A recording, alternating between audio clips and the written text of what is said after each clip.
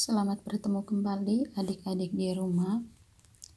Kali ini secara lengkap saya akan menjelaskan tentang tema semantik ya. Pembahasan lengkapnya, topik-topiknya akan saya bahas tuntas di kesempatan ini. Baik adik-adik, untuk subtopiknya itu nanti ada beberapa bagiannya. Kita akan belajar tentang makna kata, kemudian tentang perubahan makna kata, kemudian tentang hubungan antara makna kata. Jadi untuk pengenalan adik-adik, semantik itu adalah salah satu cabang ilmu bahasa yang mempelajari segala sesuatu tentang makna ya, makna kata. Semantik berada di luar gramatika bahasa yang lainnya, seperti morfologi dan sintaksis. Jadi semantik itu beda dengan morfologi dan sintaksis, begitu. Kalau morfologi dan sintaksis ini kan berada pada tataran gramatika bahasa, sedangkan semantik itu lebih pada makna ya. Kemudian semantik ini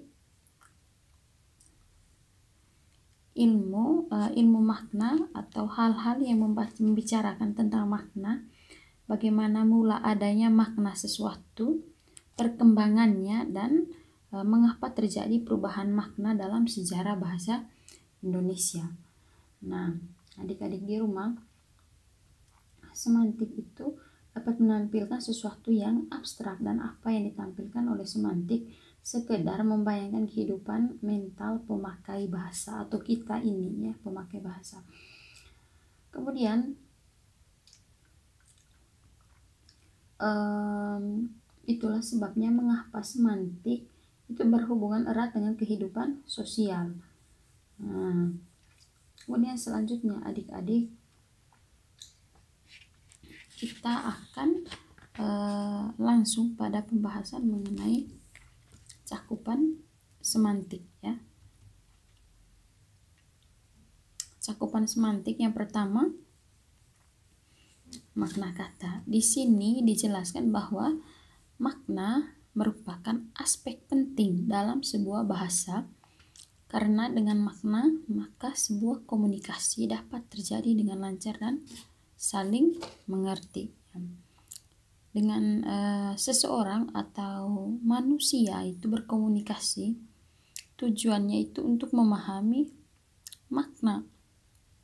Kalau misalkan lawan bicara seseorang sudah memahami makna dari apa yang disampaikan, itu artinya interaksi itu atau komunikasi itu efektif. Kalau tidak dipahami maknanya, maka komunikasi itu tidak bisa dikatakan sebagai komunikasi yang efektif. Tetapi seandainya para pengguna bahasa dalam bertutur satu sama lain tidak saling mengerti makna yang ada dalam tuturannya, maka tidak mungkin tuturan berbahasa bisa berjalan secara komunikatif ya, seperti yang dijelaskan tadi. Nah, oleh karena itu di sini dituntut antara penutur dan lawan tuturnya harus saling memahami makna bahasa yang dituturkan. Gitu. Kemudian adik-adik, aspek makna itu terdiri dari beberapa bagian. Ada pengertian, kemudian ada perasaan. Itu aspek-aspek di dalam makna, di dalam makna kata atau makna dari komunikasi yang sedang berlangsung. Di dalamnya itu ada pengertian, kemudian ada perasaan, ada nada dan tujuan. Jadi pengertian, perasaan, dan nada itu harus mendukung apa yang ingin disampaikan oleh petutur itu, yang menyampaikan ya. Jadi harus benar-benar mendukung. Misalkan begini, kita minta seseorang untuk menutup pintu, meminta tolong. Misalkan kita mau meminta tolong kepada seseorang untuk menutup pintu, tolong tutup pintu itu. Misalkan kalimatnya seperti itu. Beda nadanya dengan tutup pintu itu. Nah, ini yang dimaksud dengan bagaimana nada bisa mewakili makna dari apa yang kita sampaikan, ya. Nah, keempat aspek makna tersebut dapat dipertimbangkan melalui pemahaman makna dalam proses komunikasi sebuah tuturan. Nah, makna pengertian dapat kita terapkan di dalam komunikasi sehari-hari yang melibatkan tema, sedangkan makna perasaan, nada, dan tujuan dapat kita pertimbangkan melalui penggunaan bahasa, baik bahasa Indonesia maupun bahasa daerah, seperti yang saya contohkan tadi, ya. Kemudian selanjutnya kita lihat perubahan makna kata, ya. Nah, adik-adik di rumah, kata dalam bahasa Indonesia tidak selalu memiliki makna yang tetap dari waktu ke waktu. Nah, seiring berjalannya waktu dan semakin berkembangnya peradaban kehidupan, maka kata-kata dalam bahasa Indonesia mengalami pergeseran atau perubahan makna, ya. Nah, kita lihat perubahan makna pertama itu disebut sebagai generalisasi. Seperti apa itu generalisasi? Mari kita ikuti penjelasannya.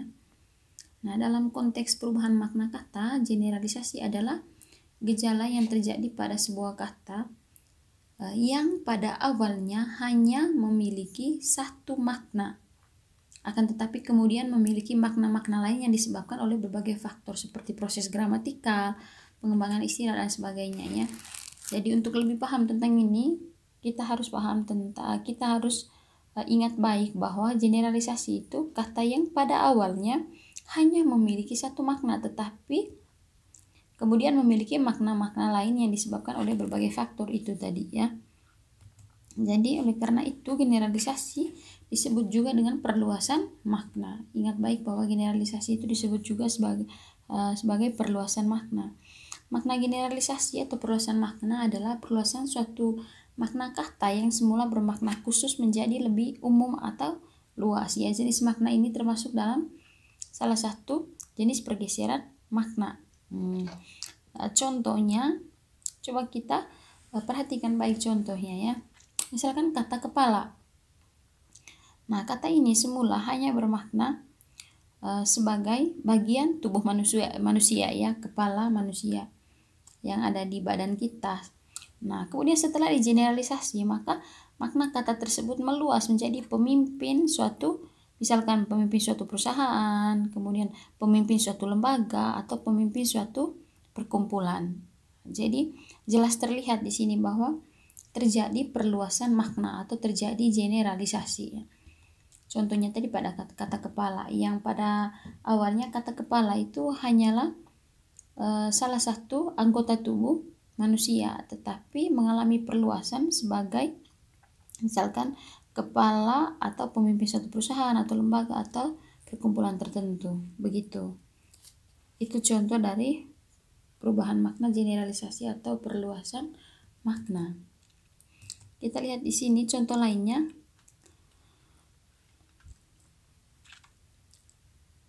Nah, Ibu Tuti adalah pemilik indekos yang kini sedang aku sewa. Nah, kata ibu pada contoh itu semula bermakna orang tua, ya, orang tua wanita yang melahirkan sang anak. Jadi ibu itu adalah seorang wanita yang melahirkan anak. Nah, setelah digeneralisasi, kata itu meluas maknanya menjadi sebutan untuk wanita yang lebih tua atau dihormati.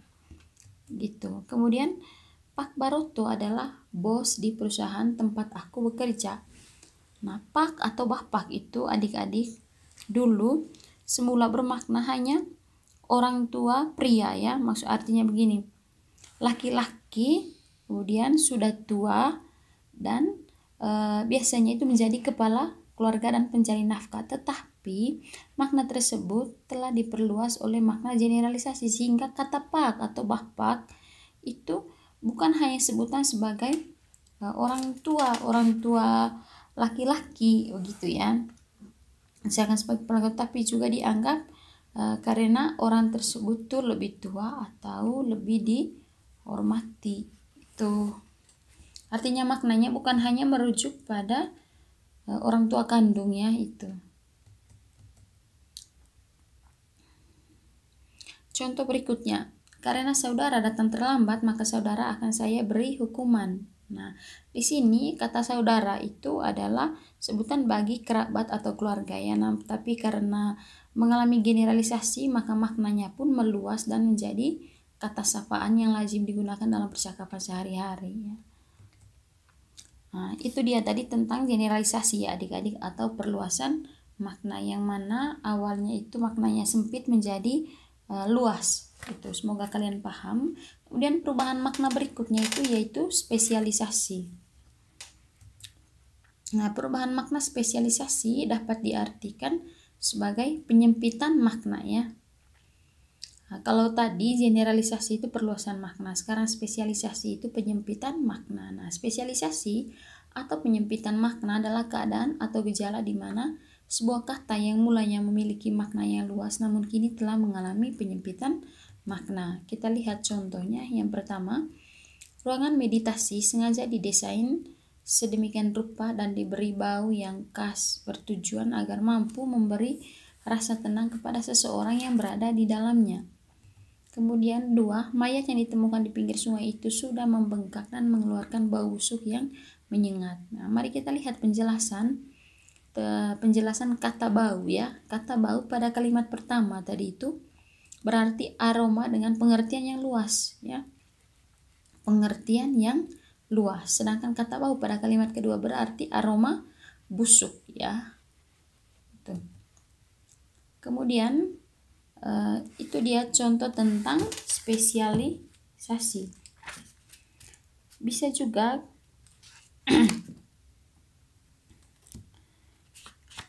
misalkan kita perhatikan contoh berikutnya ini masih tentang spesialisasi ya, belum ke ameliorasi.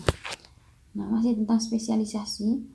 Misalkan kita dengar baik-baik contohnya. Untuk menguasai suatu ilmu atau keahlian, kita harus berguru pada orang yang memang hebat di bidang tersebut. Nah, contoh berikutnya, ia diangkat menjadi seorang PNS setelah mengabdi sebagai guru selama 5 tahun di salah sekolah negeri terkemuka. Jadi, dari contoh tersebut kalian bisa paham perbedaannya spesialisasi pada kata guru. Oke, itu dia penjelasan tentang spesialisasi. Sekarang kita maju pada perubahan makna yang ketiga yaitu ameliorasi. Nah, adik-adik, kalau tadi kita bahas tentang perluasan makna, penyempitan makna, sekarang adalah ameliorasi. Itu perubahan makna suatu kata yang membuat kata tersebut menjadi lebih sopan ya. Kalau tadi lebih luas, lebih sempit, sekarang lebih sopan. Ameliorasi lebih sopan, lebih halus dari kata yang digunakan sebelumnya. Kita lihat contoh. Itu kata buta dan kata tunanetra. Nah, kata tunanetra itu adalah pilihan kata yang lebih sopan diucapkan dibandingkan dengan kata buta ya. Misalkan nenek menjadi seorang yang buta sejak ia menginjak usia 60 tahun.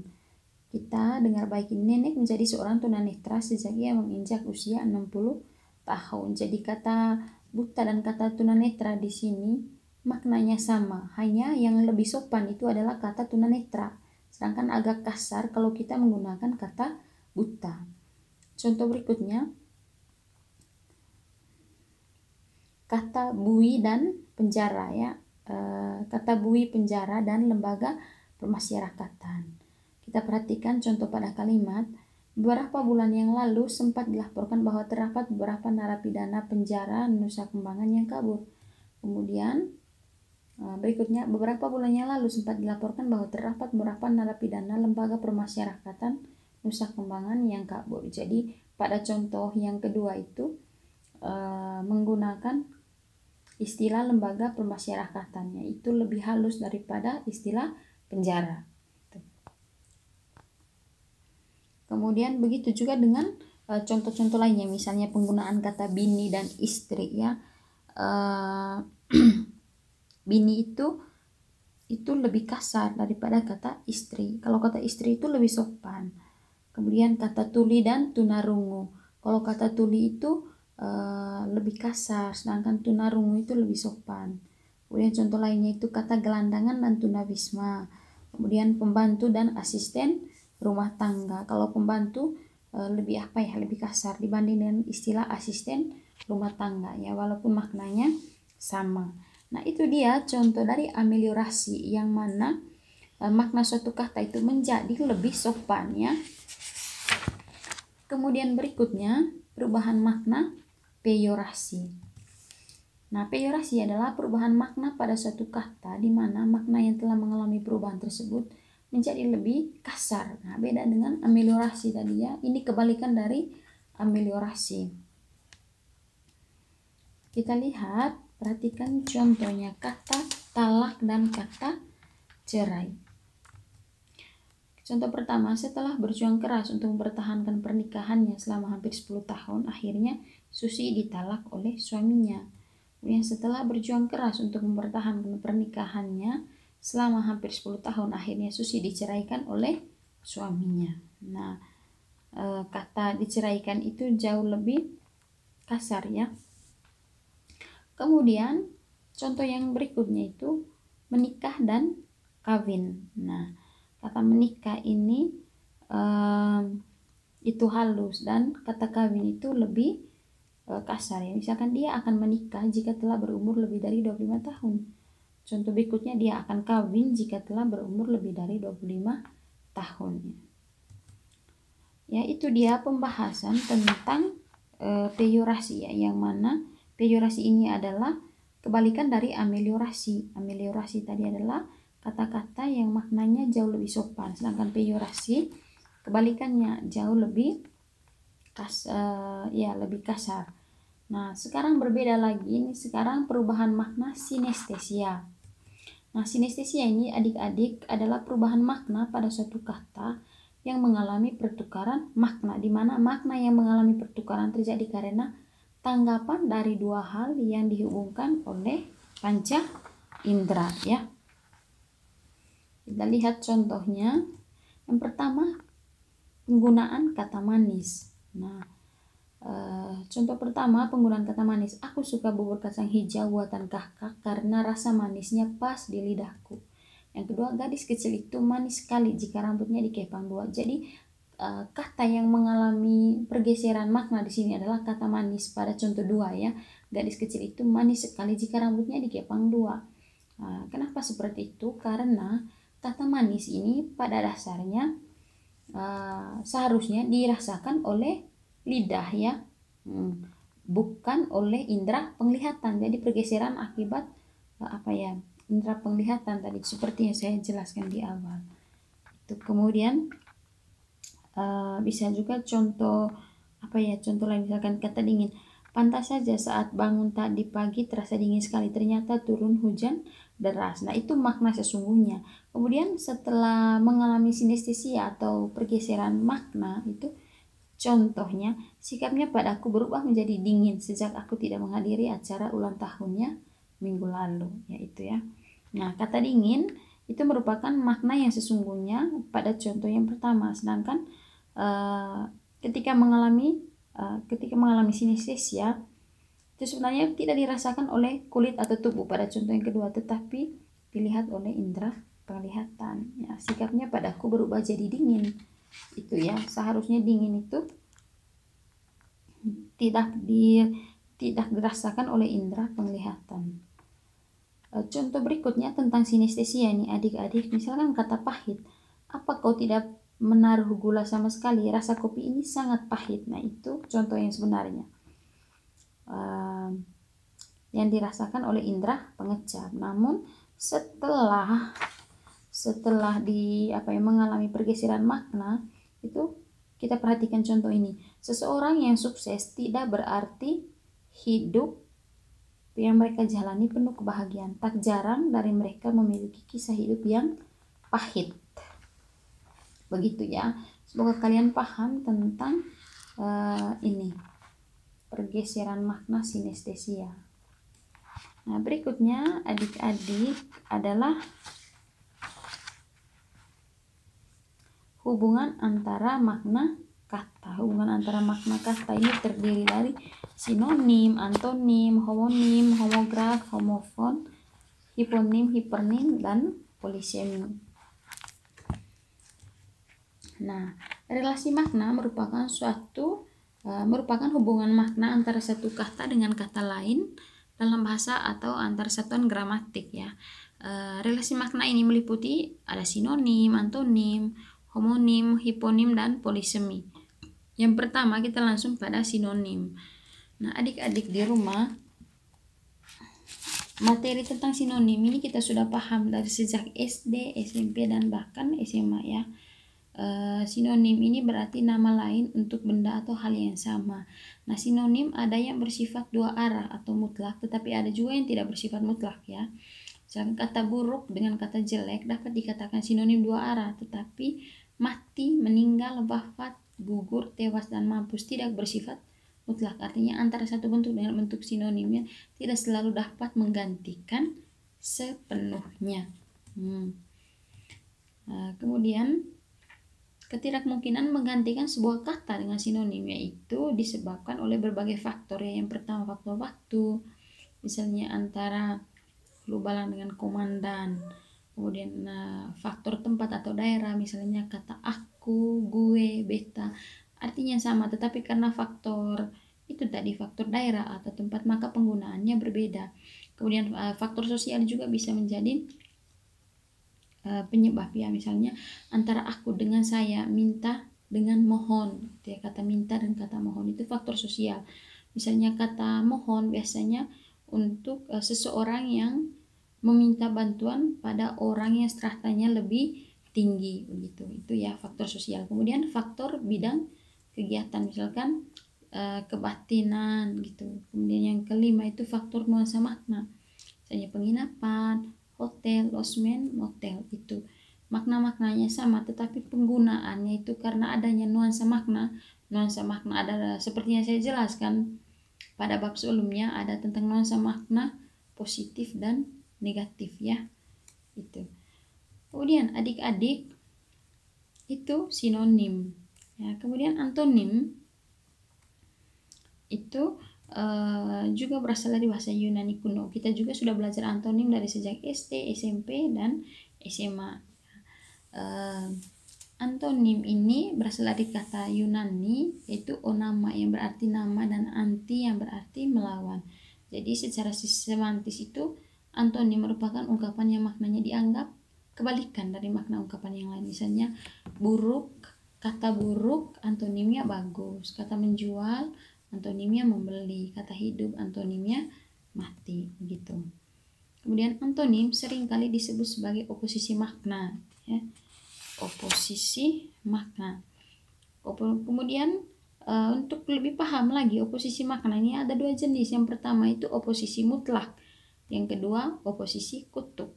Nah, kalau oposisi mutlak itu adalah pertentangan makna secara mutlak, misalnya hidup dan mati, diam dan bergerak, gitu mutlak ya.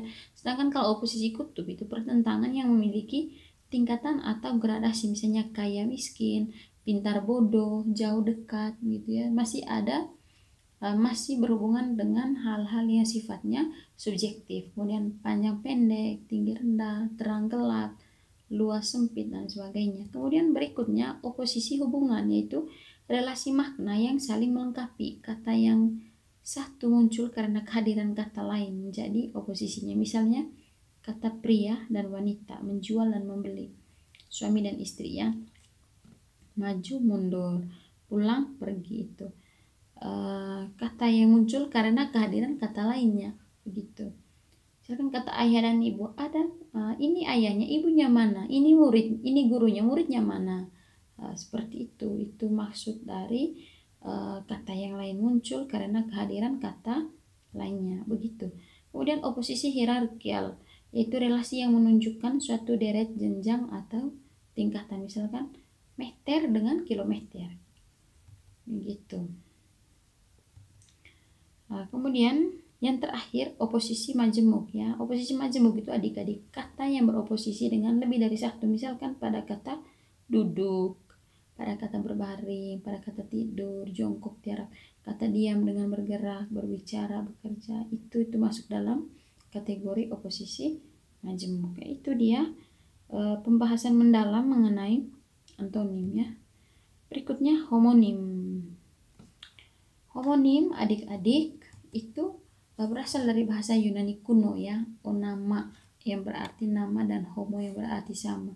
Jadi homonim itu diartikan sebagai nama sama untuk benda atau hal lain. Sedangkan secara semantisnya diartikan sebagai kata atau ungkapan yang bentuknya sama dengan kata atau ungkapan lain, tetapi maknanya berbeda itu. Nah, homonim ini ada dua jenis, ada homofon dan ada homograf. Nah, kita langsung pada homofon. Nah, homofon itu ungkapan yang memiliki lafal itu atau pengucapannya, cara menyebutkan. Homofon ini ungkapan yang memiliki lafal atau ucapan sama tetapi berbeda tulisannya. Misalnya kata bank yang berarti kakak dengan bank yang berarti tempat. Jadi tulisannya berbeda ya. Kalau bank yang artinya kakak itu BANG. Sedangkan kalau bank yang berarti tempat menyimpan uang atau bertransaksi itu BANK. Tulisannya itu berbeda tetapi bunyi atau cara menyebutkannya itu sama, yaitu bank. Sedangkan berbeda lagi dengan homograf. Kalau homograf itu ungkapan yang tulisannya sama tapi berbeda lafalnya. Sama tulisannya, lafalnya beda. Misalnya pada kata apa ini? Contoh dari homograf ya, ungkapan yang tulisannya sama tetapi berbeda lafalnya. Misalnya pada kata teras yang dilafalkan dengan teras yang berarti bagian dalam kayu, dan teras yang berarti bagian depan rumah. Sedangkan tulisannya itu sama, cara menulisnya itu sama tapi mengucapkannya itu beda. Atau kata tahu ya, kata tahu yang artinya itu tahu makanan, jenis makanan ini itu bacanya tahu, dengan kata tahu mengetahui, tetapi cara membacanya itu bukan tahu tapi tahu, saya tahu ya, bukan saya tahu, begitu. Semoga paham. Itu homograf. Kemudian berikutnya adik-adik homofon. Homofon itu ungkapan yang homofon homograf itu ungkapan yang baik tulisan maupun lafalnya sama. Misalnya kata bisa yang berarti racun dan bisa yang berarti dapat, maknanya beda ya. Cara menyebutkan dan nulisnya sama tapi maknanya berbeda. Kemudian hiponim dan hipernim. Kalau hiponim itu apa ya? Hiponim itu artinya nama dan hipo yang berarti di bawah. Hiponim dapat diartikan sebagai nama yang termasuk di bawah nama lain secara semantis.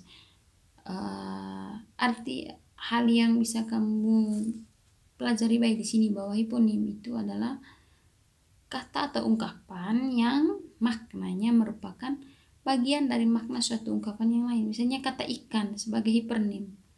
Kata yang membawai kata ikan itu adalah misalkan tongkol, bandeng, tenggiri. Kata atau bisa disebut sebagai kata umum dan kata khusus ya. Kata umum itu ikan, kata khususnya teri, mujair, cakalang, kerapu, kakap itu. Kemudian polisemi. Polisemi ini adik-adik diartikan sebagai satuan gramatik yang memiliki makna lebih dari satu. Misalnya Kata kepala mempunyai arti 1. Bagian tubuh, kemudian 2. Bagian dari sesuatu yang terletak di atas, 3. Bagian dari sesuatu yang berbentuk bulat, 4. Pemimpin atau ketua, 5. Jiwa atau orang, dan akal budi ya. Jadi polisemi itu adalah satu kata yang memiliki makna yang lebih dari satu. Oke, itu dia materi tentang semantik bahasa Indonesia serta cakupan-cakupannya. Itu saya berharap kalian paham, dan kalau ada yang kalian tidak pahami, silahkan bertanya pada kolom komentar. Sampai bertemu pada video